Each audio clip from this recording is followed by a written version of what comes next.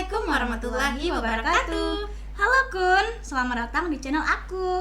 Channel yang bergerak di bidang mistis, santet, horor, dan berbagai kisah menyeramkan. Terkadang sulit diterima oleh logika, tetapi ini nyata. Cerita apik ini dikemas dalam markisah. Mari kita berkisah. Jadi kali ini kita akan berkisah tentang apa, Ibu Kunti? Tentang hantu Sidambela, hantu yang suka menjilati darah menstruasi. Penasaran? Oke, gaskan. Nah, kisah kali ini datang dari Kak Delvi yang menceritakan kisah nyata yang dialami oleh makciknya atau tantenya. Oke. Sebelum berkisah tentang kejadiannya, alangkah baiknya kita membahas dulu tentang pubertas, karena ini nanti berkaitan dengan masalah yang akan kita bahas. Oke. Nah, sedikit ilmu. Pubertas itu dialami oleh laki-laki dan perempuan. Pada laki-laki itu ditandai dengan mimpi basah, tumbuh bulu di bagian-bagian tertentu, berjerawat, perubahan bau badan, dan suaranya juga berubah. Nah, kalau pada perempuan itu sama juga ya. Yang berbedanya ada tumbuh payudara dan mengalami menstruasi. Oke. Nah, menstruasi inilah yang akan kita bahas kali ini. Pada saat itu, kata-kata menstruasi itu adalah kata-kata yang tabu untuk diucapkan. Dianggap seperti kata-kata yang memalukan. Iya, padahal kan sudah semestinya kalau anak perempuan yang sudah puber mengalami hal menstruasi, tetapi tidak pada zaman yang dialami oleh makciknya atau tantenya Kak Delvi ini ya. Wajar ya. Iya, kita sebut aja namanya Tante Piah. Oke. Beda kali zaman sekarang, kalau udah menstruasi langsung dia cerita ke teman-temannya. Kalau Iya, nggak aku mens udah baru heboh ya kan, satu sekolah ya nggak. Iya. Jadi gini ceritanya, saat Tante Supiah tadi atau Makcik Supiah tadi mendapatkan mens pertamanya, itu saat itu beliau sedang main-main dengan teman-temannya. Oke. Biasa kan di kampung-kampung kalau lagi musim jambu, musim mangga muda itu Manjat-manjat. ngerujak. Iya, jadi pas waktu udah lagi makan rujak sama temennya, tiba-tiba si Makcik Piah ini sakit perut. Sakit perutnya tuh kayak nggak biasa. Kayak nggak normal. Iya, normal. Terus dia bilang kan sama kawan-kawannya, sakit kali perut aku, dia bilang. Terus ada satu temennya bilang, banyak kali kau makan jambu nih, dia bilang. Ih, enggak lah. Terus satu lagi ada yang jawab, mungkin kau sesak boker, dia bilang. Terus Tante Piah bilang, enggak, lain kali sakit perutnya, sampai keringat dingin dari situ, keringatnya udah keluar. Iya, udah guling-guling dari situ kan. Temennya tadi yang udah lihat Tante Piah ini udah nggak normal lagi, udah nggak baik-baik aja. Oh, ini nggak iya nih, kita bawa aja pulang. Sambil dipapa, Tante Piah tadi dibawa pulang lah kan. Nah, sampai di rumah diketok oleh pintu. Nek, kebetulan Tante Piah ini anak yatim piatu. Jadi dia tinggal sama neneknya, kakeknya, sama abangnya satu. Saat itu Tante Piah itu berumur sekitar 10 tahun ya. Nenek Tante Piah tadi kan lihat cucunya udah dipapah-papah, dibopong sama temennya, kan kaget dia. Kenapa dia? Orang ini nggak bilang makan jambu banyak, nanti pasti direpetinnya sama neneknya. Neneknya tuh memang agak cerewet juga, iya. Terus nggak tahu Nek, tiba-tiba si Piah sakit perut, makanya kami bawa pulang, nggak sanggup lagi dia jalan, dibilang kayak gitu kan. Dah dibawalah masuk. Pas waktu udah masuk, diolesin lah sama neneknya. Tadi perut Tante Piah tuh pakai minyak angin. Nggak lama kayak gitu, nggak juga ada berubah. Mungkin kau belum makan, katanya neneknya. Diambil sama neneknya makan, mau disuap nasi nggak sanggup juga dia makan.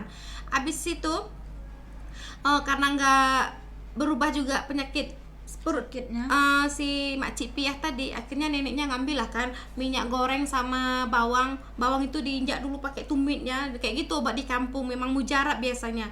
Udah diaduk lah kan minyak sama bawang goreng, bawang merah tadi udah dipijak kan, baunya itu memang nyengat kali, langsung diolesin ke perut Tante Piah tadi.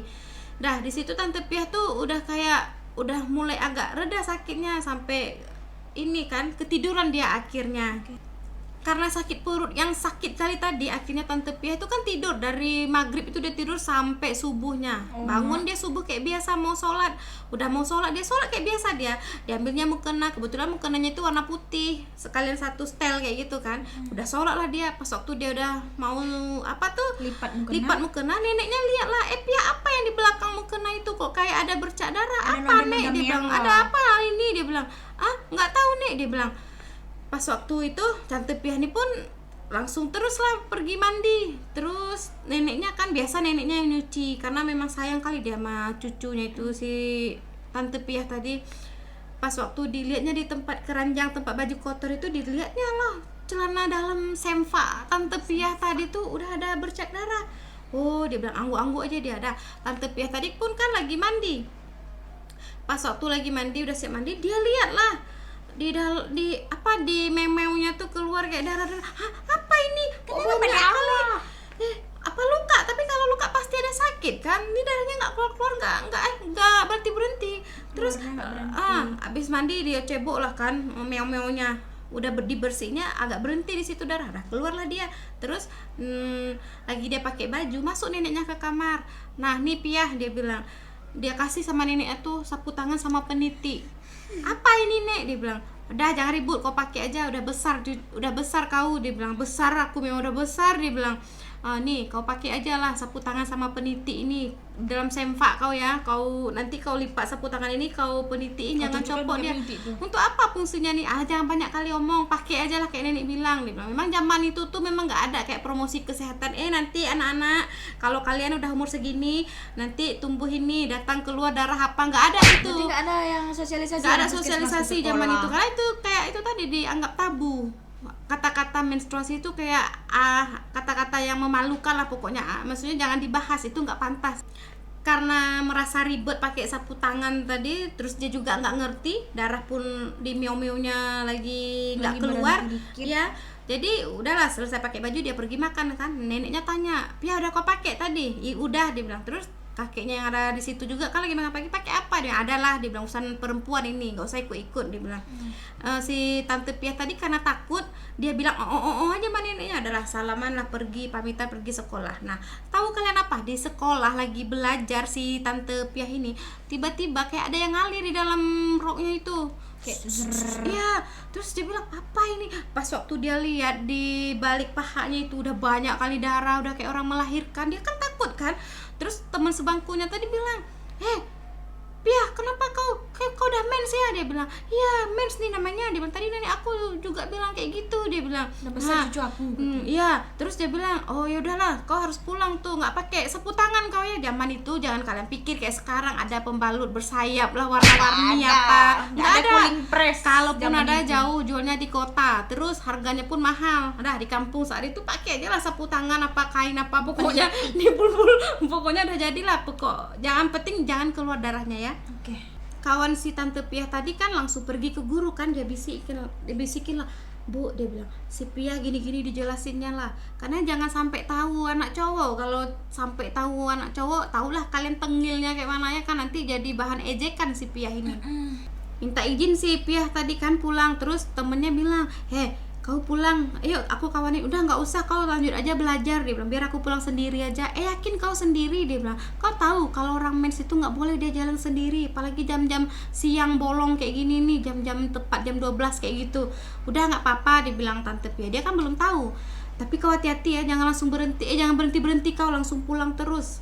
"Oh iya," dia bilang tante Pia tadi. Dah pulanglah dia tante Pia jalan. Di kampung itu kan masih banyak semak-semak, jalan pun masih jalan batu-batu apa tanah kayak gitu. Sepanjang jalan itu tante Pia tadi jalan, itu darahnya itu udah mulai menetes-netes Ke jalan. Iya, waktu itu memang belum pakai jilbab orang sekolah, rok pun masih di atas lutut. Iya. Jalanlah tadi tante Pia tadi, pas waktu di jalan itu darah itu kan udah mulai menetes-netes kan, kena di atas rumput itu. Karena udah nggak nyaman pun tante Pia tadi lap juga lah kadang darahnya tadi tuh pakai rumput-rumput di situ juga. Sampai ke rumahnya. Pas waktu nyampe di rumahnya, dia jalan belakang masuknya, takut dia ketahuan nanti sama neneknya dia nggak pakai sapu tangan itu. Pas waktu dia mau masuk ke pintu belakang, ada pula abangnya di situ. Kau, kenapa kau udah berdarah pula?" Kau awas, udah besar kau ya, udah gadis ya." Diajak kayak gitu sama abangnya, makin kesel lah tante Pia tadi. Masuklah dia ke kamarnya. Di situ di kamarnya dia ambil langsung kan sempak sama sapu tangan yang dikasih neneknya tadi. Buru-buru lah dia pergi ke kamar mandi. Pas waktu di kamar mandi, langsung dia beresin sempak yang bekas darah tadi tuh, nggak langsung dia cuci. Jadi Dia lempar ke sampingnya. Kamar mandi zaman itu memang nggak WC ada terbang. atap. Iya, WC terbang lah kan. Karena dia jijik mungkin ya, pertama kali dapat udah banyak kan itu, jadi dia langsung terbangin aja ke belakang itu kan. Terus neneknya kan bilang, "Oh udah pulang kau, kenapa pulang cepat kali kau Pia?" Dia bilang, "Iya Nek, sakit perut aku." Beruntunglah kalian yang nggak sakit perut. Si waktu itu tante Pia itu kasian juga, sakit perut dia waktu mens pertama dia tuh, semalam udah mens, semalam udah berdarah sakit perut, tambah lagi hari itu sakit kali, akhirnya kan meringkuk dia di kamarnya. Udahlah dibilang neneknya, kau ini aja, ada kau pakai kan, dia bilang. Itu tadi sapu tangan tadi ada nih, dia bilang. Dah makan dulu, nggak sanggup makan. Akhirnya tante Pia tadi kan tidur di kamar sampai maghrib. Pas waktu maghrib kan udah bocor lagi kan, pembalut tadi apa, sapu tangan tadi, namanya sapu tangan menyerap kayak nggak maksimal lah. Dia ganti lagi di belakang, pergi dia ke kamar mandi belakang, dia ganti.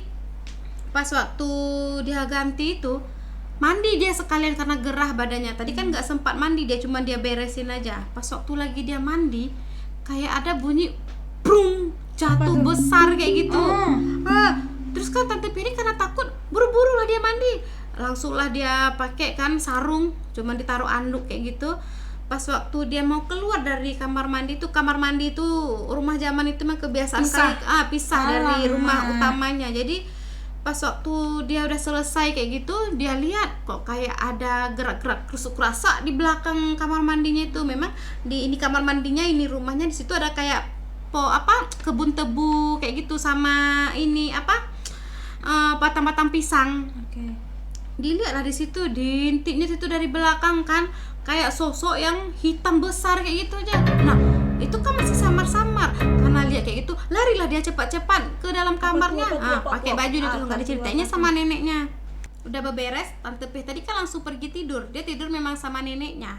Pas waktu tengah malam sesak kali pipisnya, jadi pengen dia bangunin neneknya, takut karena neneknya lagi enak kali tidur, nyenyak kali. Akhirnya tante Pia ini bukalah pintu belakang, pergi dia sendiri ke kamar mandi kan, dia buka pintu belakang. Pas waktu dia buka pintu belakang kayak gitu, pipis lah dia kan. Pas waktu lagi pipis, dia dengar kayak namanya tengah malam kan, suara sunyi kali, paling ada suara-suara jangkrik apa kayak gitu. Tiba-tiba tante Pia ini dengar kayak suara orang gimana, ngisap-ngisap. Makin didengar lah bagus-bagus sama tante Pia, suara apa ini, dia bilang. Karena penasaran, tante Pia tadi jalan lah dia ke belakang itu kan. Ditengoknya? Iya, ditengoknya.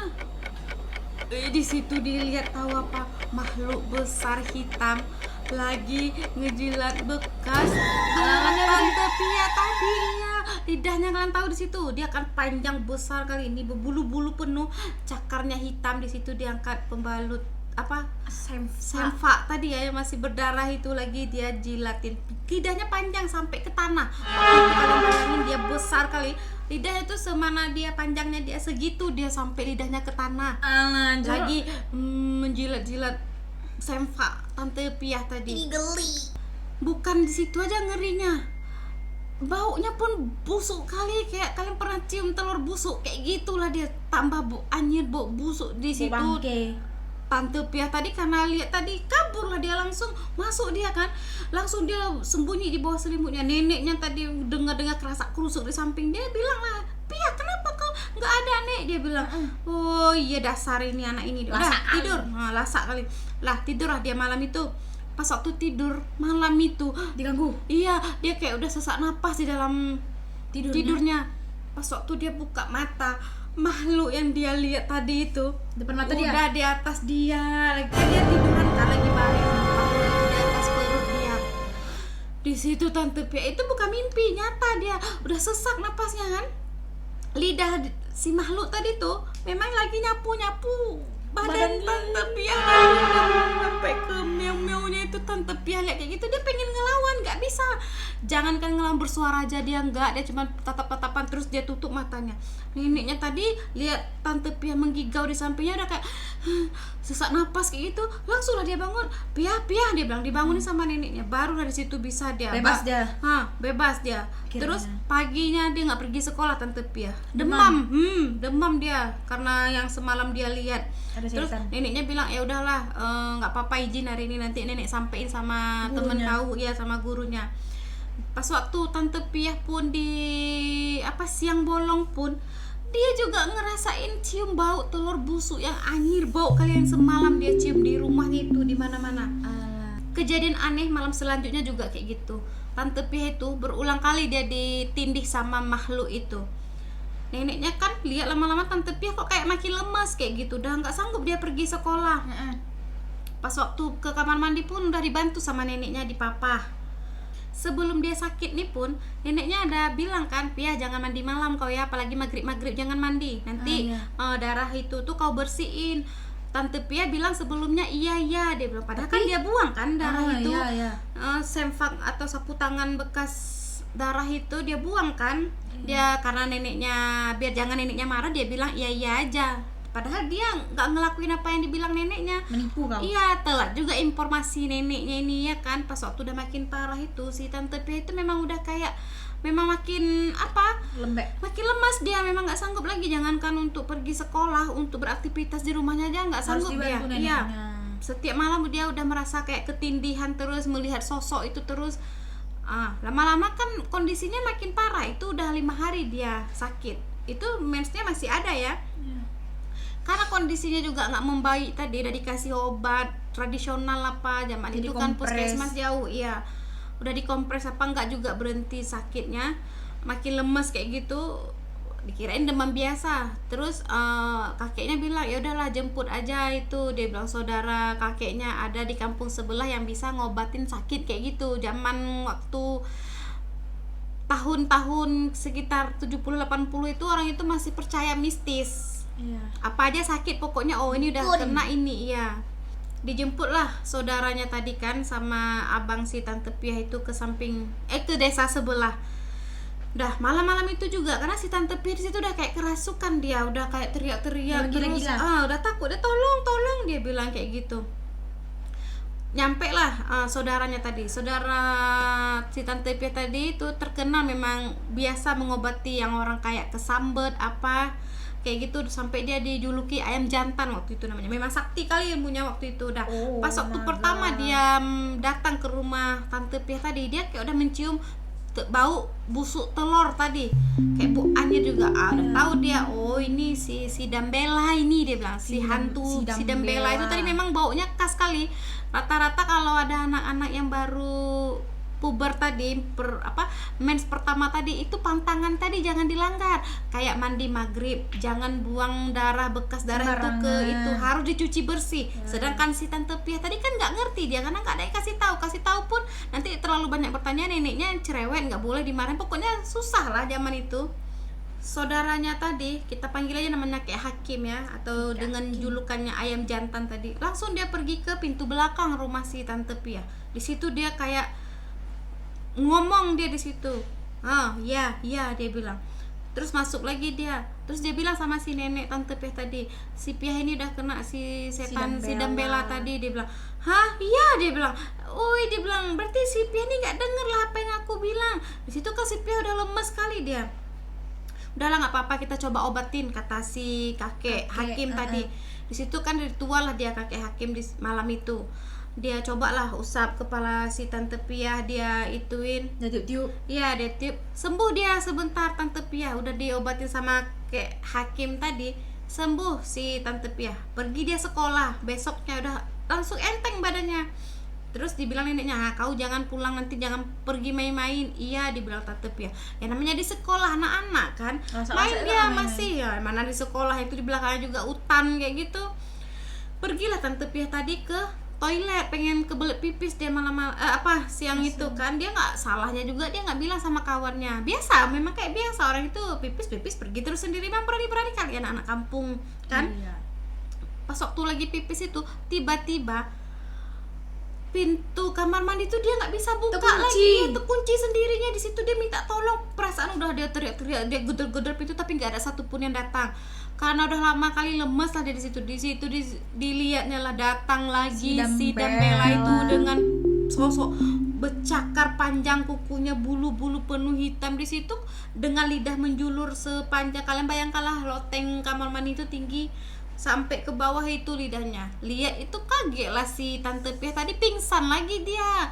Dibawalah pulang ke rumahnya. Di situ neneknya bilang kan, ya Allah si Pia kenapa lagi dia ini sakit nek, dia bilang tadi pingsan dia di sekolah. Dia bilang diundang lah tadi kakek Hakim tadi ngobatin kedua kalinya. Terus kakek Hakim itu juga kayak ngelakuin ritual di situ, kayak dia ngomong lagi, oh ya tolonglah, dia bilang kayak gitu, tolong, dia bilang. Si nenek Tante Pia tadi yang lihat kakek Hakim kayak gitu, kayak memeles kayak gitu kan. Terus tiba-tiba kakek Hakim tadi marah, kayak berantem dia di situ. Selesai ritual itu, nenek Tante Pia tadi samperin, kenapa tadi kau Hakim, dia bilang aduh kayaknya nggak bisa nih, Teh, dia bilang Teh, dia panggil Teh itu kakak ya, nggak bisa ini karena si Piah itu udah jiwanya itu mau dibawa sama si Dambela karena diikutin dari awal. Ingat kalian kan waktu si Tante Piah tadi pulang sekolah yang darahnya itu menetes, dari situlah si Dambela itu ikutin Ikut dia. si Tante Piah, mana darahnya tadi nggak dibersihin, jadi dia ada bersarang di situ. Dia pengen ngambil jiwa si Tante Piah ini, pengen dia kawinin, entah kawinin entah apa, pokoknya dia harus ngambil jiwanya itu. Sejak itu Tante Piah itu nggak bangun-bangun lagi dari tempat tidurnya. Memang Meninggal? sakit kali, belum, masih sakit kayak gitu kayak awal tadi, tapi ini lebih parah. Di situ Tante Piah udah nggak makan-makan, udah badannya itu makin mengurus. Udah 15 hari berlalu, tapi darah anehnya itu darah menstruasi dia tuh nggak berhenti ngalir. Udah Biasa nggak kan wajar lagi. menstruasi itu kan yang wajarnya sekitar 7 sampai 10 hari.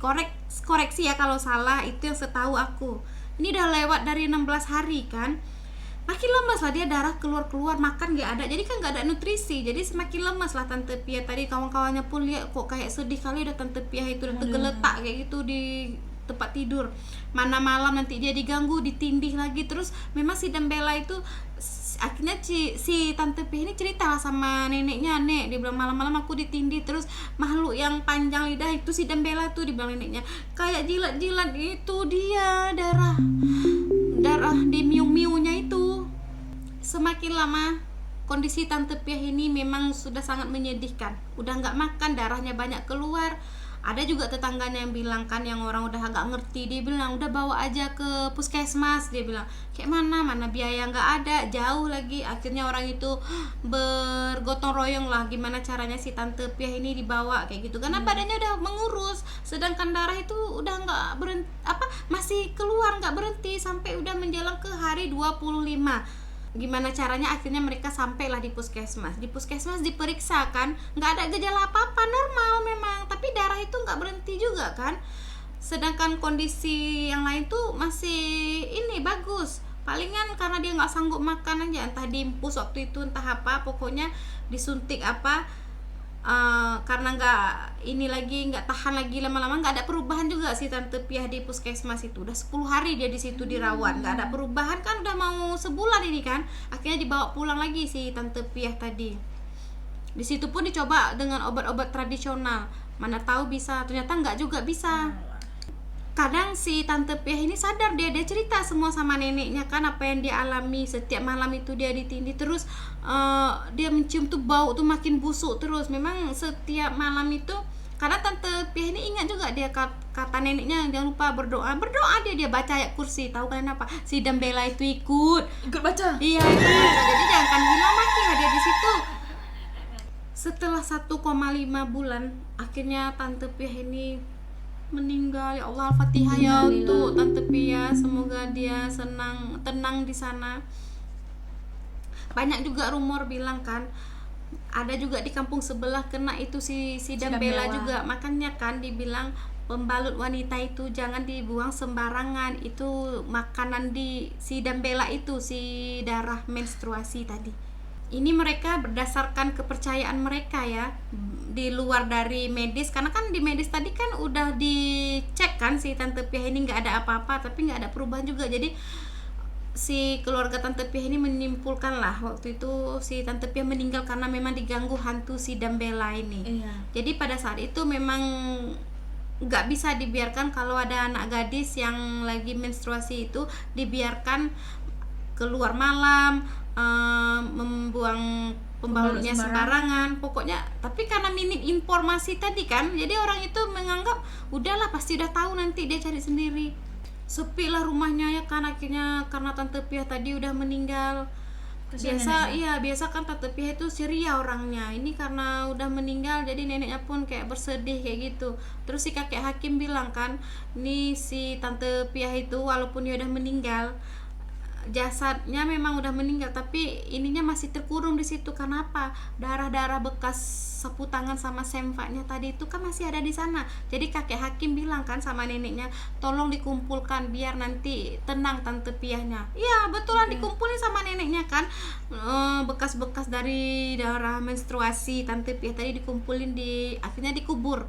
Nah disitulah nggak ada lagi teror untuk mengganggu keluarga si Tante Piah. Karena beberapa hari neneknya tuh juga ngerasain kayak imbas dari si Tante Pia ini Dekat sakit, neneknya. diganggu. Iya, neneknya pun sering juga kayak ngelihat dan mencium bau-bau anyir itu juga. Cuma neneknya nggak bilang sama si Tante Pia biar jangan Tante Pia ini makin takut. Oke Kun, sekian dulu kisah kita hari ini. Dan pelajaran dapat kita ambil adalah yang pertama, jangan kalian bandel ya, dengar orang tua kalian cakap apa. Yang kedua, tetap berdoa kepada Tuhan Yang Maha Esa. Jangan lupa ikut campur di kolom komentar. And see you next Markisah. Bye bye.